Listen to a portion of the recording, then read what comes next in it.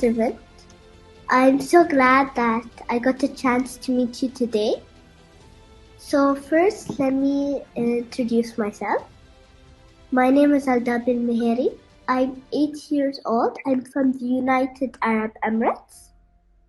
And I have a business, online business, called Rainbow Chimney, and it focuses on books and education aids, especially for people of determination and autistic children.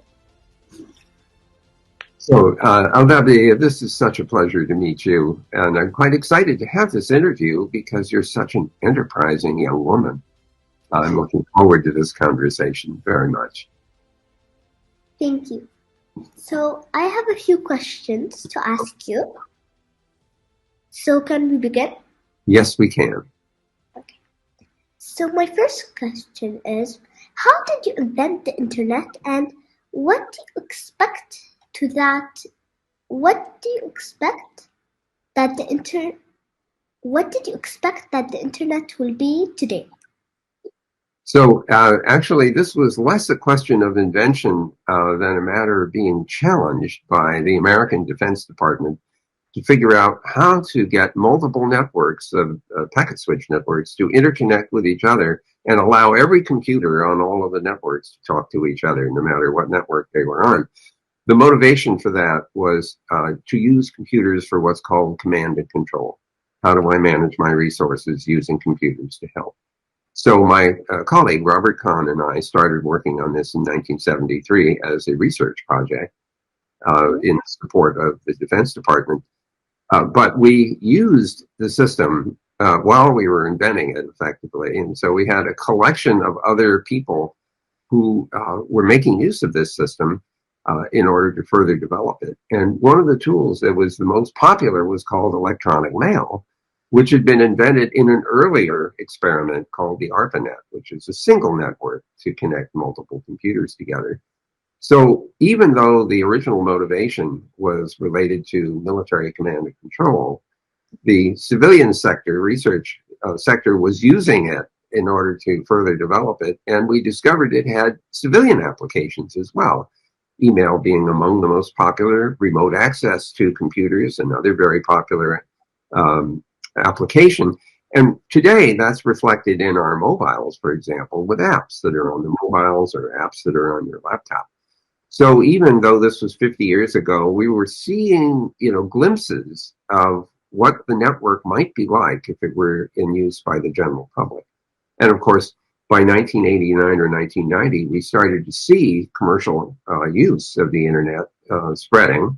And then in 1991, Sir Tim Berners-Lee developed the World Wide Web, which is an application that sits on top of the basic internet system. And of course, today you and I are using the World Wide Web just as we are right this moment, transmitting video back and forth at speed. 50 years ago, of course, we didn't have the same kind of capacity that we have today. But we could see little glimpses of what it might be like. And of course, I'm quite excited now here in 2023 to see all of the amazing applications of the internet. And I might just mention to you that way back in 1998, several of us got together and decided that we should be developing an interplanetary internet in order to support manned and robotic space exploration. And of course, now 25 years later, in 2023, we're returning to the moon. We can begin to see commercialization of space, and we know that we're going to need a communication system spanning the solar system over the course of the remaining decades of this century. You're going to see that all the way likely to the 21st century, which is pretty exciting, or 22nd century. I won't see that, but you will. That's why I wish I was about 8 years old, so I could see that too. I'll just have to speculate about it. Thank you for your answer. So let's go on to the second one. And it is, I started a publishing house and bookstore company because I was tired of my cousins playing with the electronic and devices. Does the internet help or harm books? So that's a really good question, and some people see the internet as a very distracting place, that just as you observe your cousins and friends using their mobiles. However, I'm a huge book fan. You don't see that in this room in my office, but I have lots of books just like you do. I can see in the background. And so I'm a huge fan of books. I'm also a huge fan of books that are available online, because then if you're traveling, you don't have to carry heavy books with you. You just have your laptop or your pad or your mobile, which could have 1,000 books in it to let you read. So I often end up buying both hard copy and the electronic copy to use in both ways.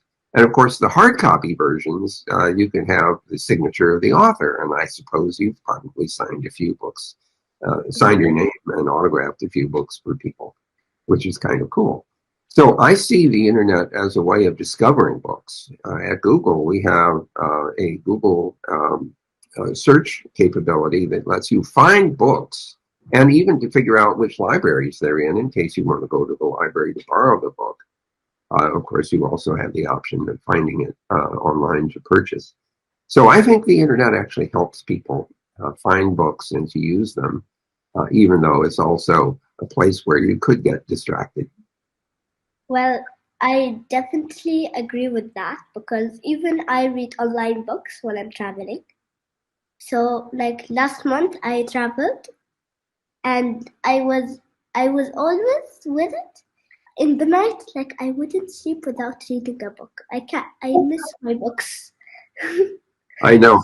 I never go to sleep without reading at least a chapter or two of a book. I often fall asleep with my laptop right on the lap, and my wife has to go and put it away for me. So let's continue, and that was a great answer.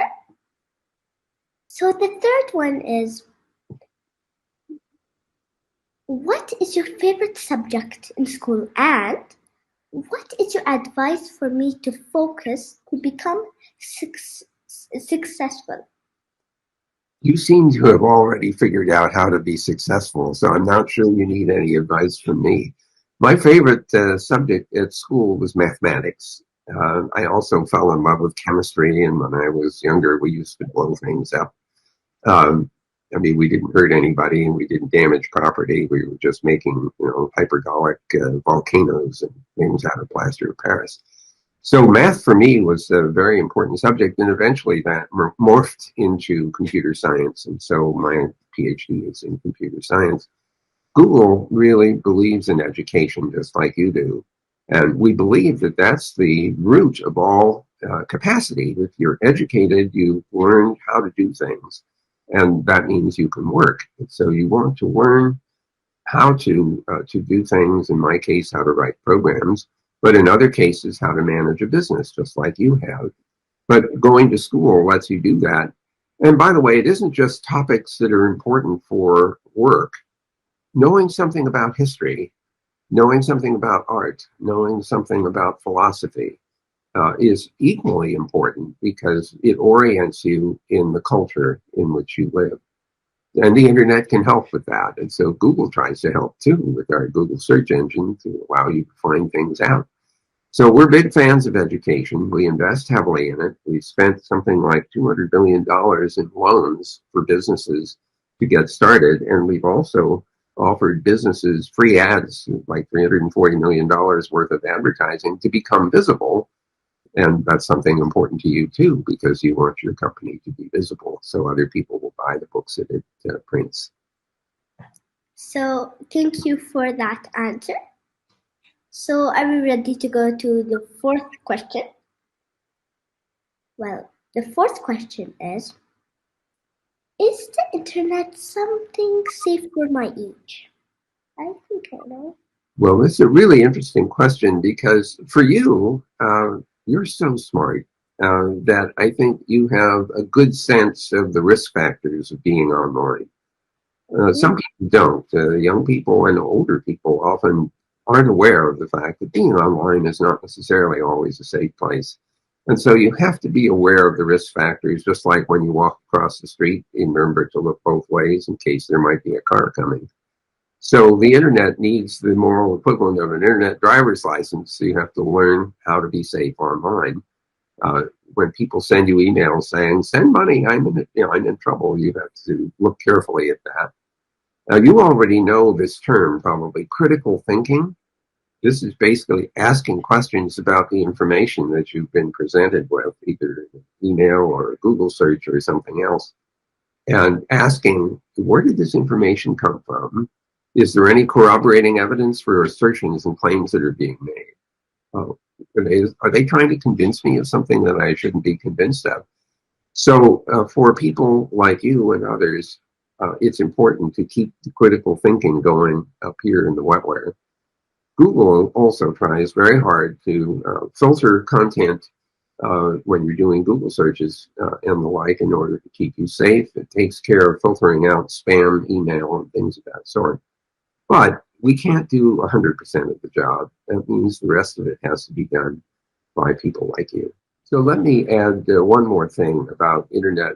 Remember, the parents are a part of the internet environment too. They're there with you. They're there to help, and we want to help parents manage their children's access to the internet. So we have tools that allow for monitoring and some restrictions and constraints. We have offerings that are intended to be taken up by younger people. So we know the parents are with us as well.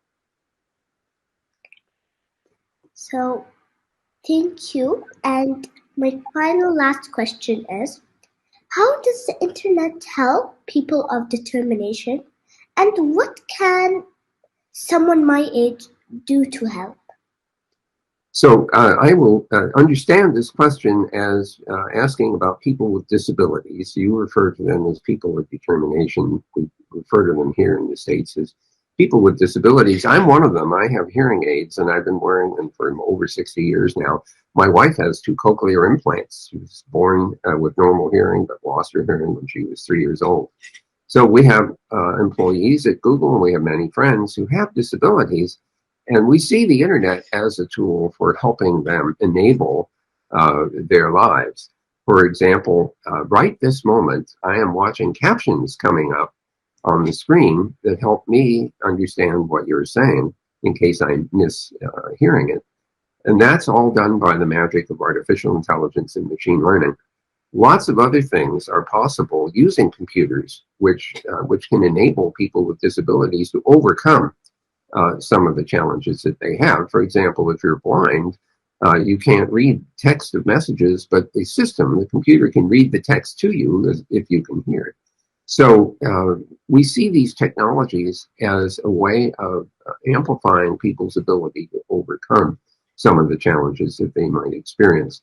You might have a physical disability and not be able to type, for example, but if you can speak, we can actually capture the text for you, and you can write a letter by speaking to the computer in the same way that the computer can speak back to you if you can't see.